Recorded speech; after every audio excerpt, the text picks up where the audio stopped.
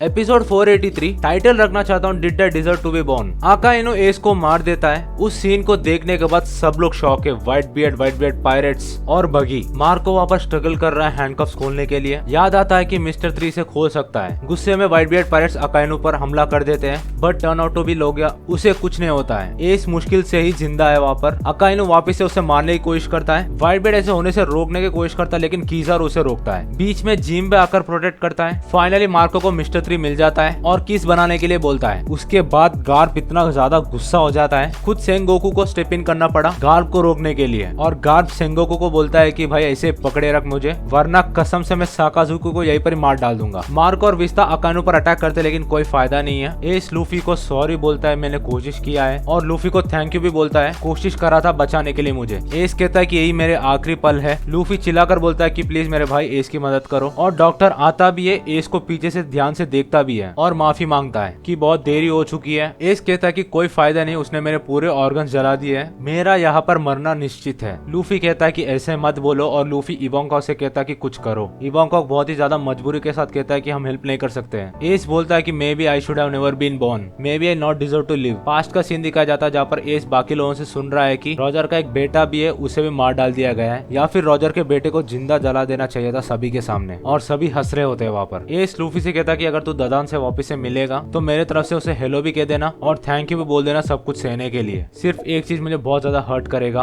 कि जब तू अपना ड्रीम पूरा फुलफिल करेगा तब उस टाइम पे मैं मौजूद नहीं रहूंगा। मैं फेल हो गया, लेकिन तू कर सकता है क्योंकि तू मेरा भाई है। एस यहाँ पर लूफी से कहता है कि तेरे को याद है हमने क्या बात करा था, that there is only one way to live the life and that's without any regrets. एक दिन हम इन समुद्रों पे जाएंगे और अपनी तरीके से जिंदगी जिएंगे, more free than anyone else. मुझे कुछ नहीं चाहिए था, सिर्फ एक क्वेश्चन का आंसर चाहिए था। At the very end did I deserve to be born. एस कहता है कि मुझे बहुत तकलीफ हो रहा है, मैं जोर से बात नहीं कर पाऊंगा। एस लूफी से कहता है कि मैं जो बात बोलूंगा मेरे मरने के बाद तुम सबको बता दोगे। Pops family and you Luffy for caring about someone like me who is good for nothing. This world never wanted such bad blood in my veins and thank you for loving me. S रोता है, उसके बाद वो smile करता है और smile करते हुए मर जाता है सीधे लूफी के सामने। और लूफी एस के लिए पागलों की तरह होता है। एपिसोड यहीं पर एंड हो जाता है। लॉन्ग वीडियो में एस के बारे में अच्छी तरह से बात करूंगा डिटेल वाइज में। Rest in peace gold D S. और यहाँ पर मैंने एस का नाम पोर्टुगस डी एस इसलिए नहीं बोला क्योंकि उसकी माँ ने नाम उसका रखा था gold D S. Thanks for watching this short video.